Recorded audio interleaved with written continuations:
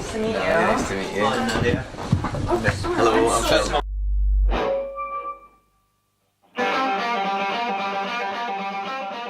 So we're here from Addicted with two of the gentlemen from the Temperance movement. Gentlemen. Well, we'll see where this goes. Gentlemen of the road. Introduce yourselves, gentlemen. I'm Nick, and I play the bass in the Temperance movement. Phil, sing.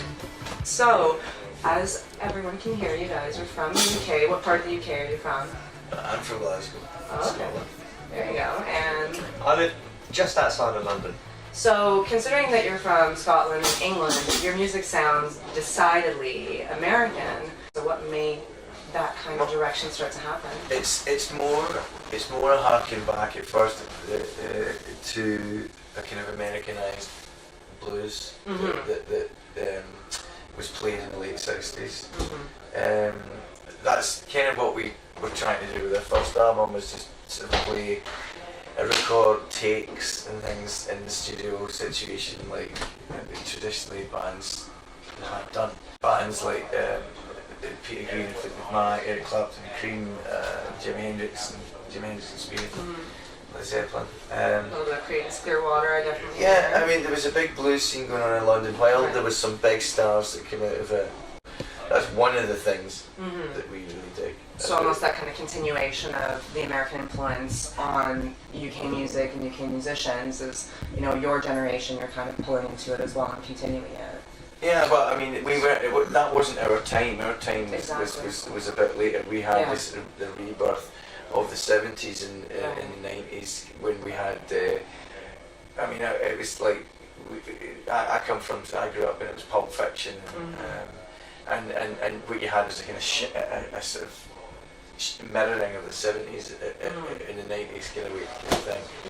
Yeah. Music as well. Of course, the cyclical Lenny nature, Kravitz and sort of sound and raw as the music. Right. Like getting away from this 80s sort of Glitz and sheen. the sheen Right. of the 80s recordings, and especially the bands of drum beat. Yeah. Started just sounding like a kit in the room. Right. You know, when Stripped you down, heard bit Nirvana, more when you heard Pearl Jam, Yeah. the drums sounded like, you know. That you were right there in the room with them, yeah, for sure. And that's the kind of music that you guys grew up listening That's to? the Like Smashing Pumpkins. So we were in that grunge kind of era. Right. But this sort of the sort of overlords or the grandfathers of that Right. before in the sort of late 60s, early 70s period is if you're a guitar player or a songwriter who loves rock and roll music, that's kind of where you go to for your sort of first real information. But where we grew up is where we blend that sort of the sounds and the emotions and the feelings and the passions that we had for music from that period as well. And I mean, that's something that I definitely feel in your music. One way that I've described it to other people is authentic. I feel that you could be in the room, hearing the guitars, hearing your vocals, hearing the drums. Like, it's not glammed up, it's not glitzy, it's raw, it's there. It's, you know, not pretending to be anything that it's not, which is incredible. So what has that been like, you know, compared to playing that for a UK audience to coming here in North America where the sound is already familiar to us a little bit? Like, how have you found the reception over here on this side of the pond? They just like a band that plays hard. Yeah, but I think that you know, people have said the same thing over here, that it's you know, it's kind of raw and it's honest and authentic. But you know, a lot of bands, that's the way the music was recorded. Right. You know, we were all in a room when we recorded it. We like 2 or 3 takes of each tune, and pick the best one, usually the first and the second. You know, so, and that I think that does come across, and people have sort of hooked onto that, and that's what it feels like people want from music. They want it to be real and authentic and not overproduced. Yeah. And they also kind of want that from their musicians as well. If you kind of look at what's popularized right now, there's a lot of facades and a lot of pomp and circumstance, and you guys come with this real balls to the wall, you know, like heavy guitars, strong vocals, and it's just like, take it or leave it. I guess it's like these days. It just seems it's so easy to sort of create this image, you know, what you want to put forward, and that's, you know, and you sort of edit the photos that you're putting on Facebook, and because we just take photos and we stick them up. That's what that's what we're doing. We're not trying to pretend we're anything other than what we driving around the country, we're loading our own gear in, we're doing, and we're not ashamed to say that, you know, that's what we're doing, that's what it takes to kind of be able to tour around here. But, you know, maybe other people want to create a bit more of an image like, yeah, we just kind of rock up and everything's set up for us and we just come on the stage. Sex, drugs, rock and roll, it's not like that anymore, it's hard work. It is. It really is different. I mean, there's still a sort of romance in doing it because it's as hard as it ever was, I suppose. And the job of playing a gig, even now in a climate, it's a declining sort of climate where nobody's buying music anymore or whatever, right? It's still important to play gigs in front of people because when you see it, it makes a hell of a difference to the understanding of the music. If that person is inclined to, whether or not they're going to buy it, but just be interested and become and follow your music. Well, I would say it's even more important nowadays to be playing live shows because of, the ways that people consume music these days. It's very piecemeal. You can jump on iTunes or whatever and buy a single song and never ever know what else the band is doing. So drawing people into that live show and force feeding them in a positive way, but just really like grabbing their ears and exactly, you're just force feeding them like those little geese, but you're literally grabbing them by the ears and saying, this is what we can do. And you know what, as long as it's not complete explosions, be making a big mess all over the country, but that's the way to get people to really listen to all your music. Like when I talk to younger people especially, unless they're the ones kind of jumping into the resurgence of vinyl, no one's really buying full albums anymore. Like when I was a kid, I would, cobble my pennies together and buy the latest Pearl Jam, Stone Temple Pilots, whatever CD because I didn't just want to hear that great single, I wanted to know everything. Yeah. And I think that one of the ways that people do get that now is by attending live shows. So that's kind of where you're really locking down your fan base and making sure, and especially some of the great tours you guys have been on as well, you're attacking different generations of potential music lovers. Literally attacking. Literally, you're grabbing them by the ears and shoving music in their faces. It's a different world now than it was when some of these great stars were around, when the greats walked the air. The great stars of rock and roll walked the air. Right. It's still very much fun, and it's still a great life to have to be able to travel. Because not everybody is able to do that. No. There's a certain sort of percentages of folk at the high end of it that get to really experience massive stage sets and wonderful everything. Right.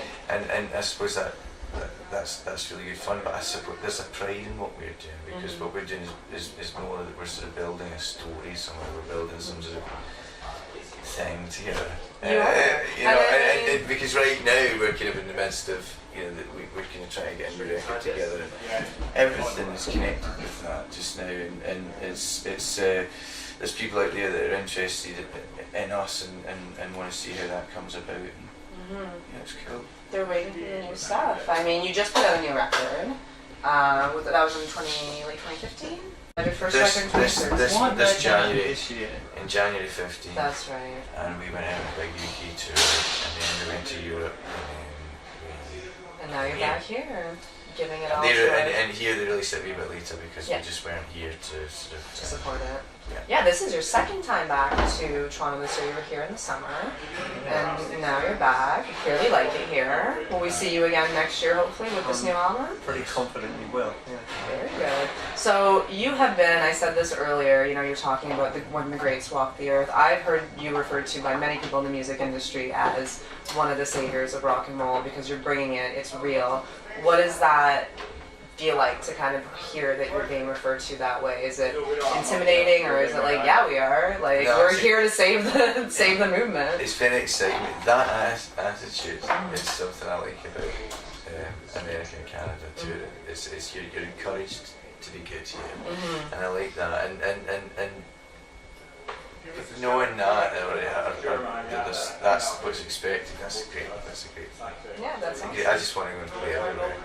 Well, we want to have you guys everywhere, honestly. I'm very excited to see you guys perform. It's going to be my first time.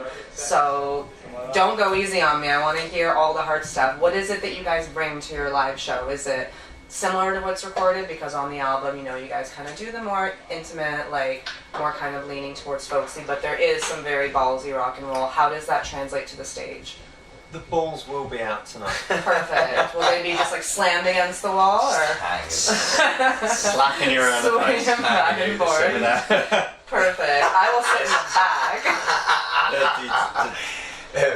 There's no escape. I think you just get the tunes that have been really sort of played, and you get quite exciting versions of them, because we're at a place, especially on this tour, we're at a place where absolutely anything can happen at any moment. There's a lot of jamming bits, and there's lots of bits where we get quite free on the stage, and it's really exciting, and a lot of that's really cool in this tour. So there's a lot of energy. It's an energetic delivery of the songs. Perhaps you get more of what the track's about, more of what the band's about, certainly.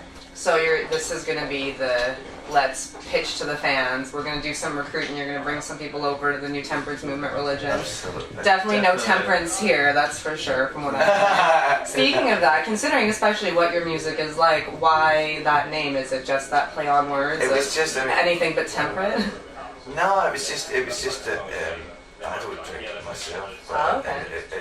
And it was not suggested in that context, but I liked the fact that it was a sort of old grand sounding name that had a connection with me personally, because I heard it before the band got together. Luke and Paul originally and I said, what do you think of that name? They went, yeah, it's good. Yeah. That's all it was. That's really That's awesome. the only name that we had in offer, and it didn't even come from me. It was my friend that suggested it. But I liked it because it was a big name, a grown-up name. It was. And I thought about it being Temperance, and I knew that we wouldn't be like that. Exactly. I thought, you know, it'd be fun, and I thought it would be like, you know, sort of like a kind of tribe or something, some sort of gang or something. Yeah, it does sound very grandiose, and then when you think of the meaning of it, like it's all just a lot of different things, and I like it. It's like a big pair of shoes now, but I think we kind of fitted into it, because it's like Nick says, you know, I mean, on this tour especially, we've discovered how much is involved in doing something. If the name is grandiose, then you know we've maybe steadily grown into that, because oh, definitely, the music suits the name, that's for sure, except for the fact that it's anything but temperance. No, because you're actually trying to get people to go to the bar and drink. That's what I think is funny about it. That's what I think is funny about it. Yeah. There's a sort of piety in me that right, no, you know, but at the same time being encouraging people to go crazy. To party. Yeah, I love it. Alright, gentlemen, so we will wrap this up. You have been very gentlemanly, thank you. This is the time. Quite well behaved, you have been. This is the time to drop the F-bombs if you would like. So the magazine's called Addicted because we want to highlight the fact that you can be positively addicted to lots of things. Obviously addiction is a serious issue, no one's discounting that, but there's lots of great stuff that you can live and love and just can't get enough of, and it's what drags you out of bed in the morning and keeps you from going to bed at night. Frisbee? Yeah, like Frisbee. We've become addicted to Frisbee. Like Frisbee. Every time we stop to fill up the van with diesel, the Frisbee comes out. Sometimes I'm lying there. I think, why should I get up? And then I think about Frisbee. But it gets me out of bed in the mornings. I'm really hoping there's some sort of video of this out there, just like you like happily throwing Frisbees around, hair blowing in the wind. No, there's actually there must be a bit of footage now. I think everyone has got a Frisbee in their head at least once. Yeah. We've all been trying to get the shot of the Frisbee coming to the camera. Yeah. And there you go. I've been working on my forehand. That's perfect. You know what? We need to make this video happen. Someone have a Frisbee? Let's get one. I've got one in the van outside. Do you actually? We'll go outside. Let's go toss We'll go toss the Frisbee about.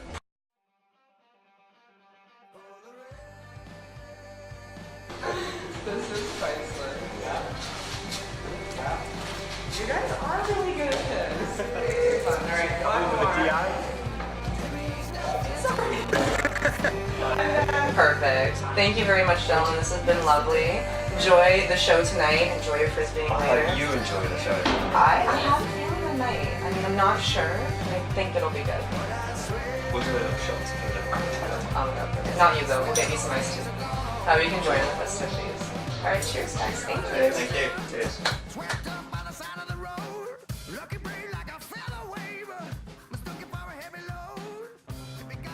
my Doc Martens. Fierce pair of Doc Martens. Thank you. Well, I figured I was hanging out with the saviors of rock and roll. I gotta step up my game.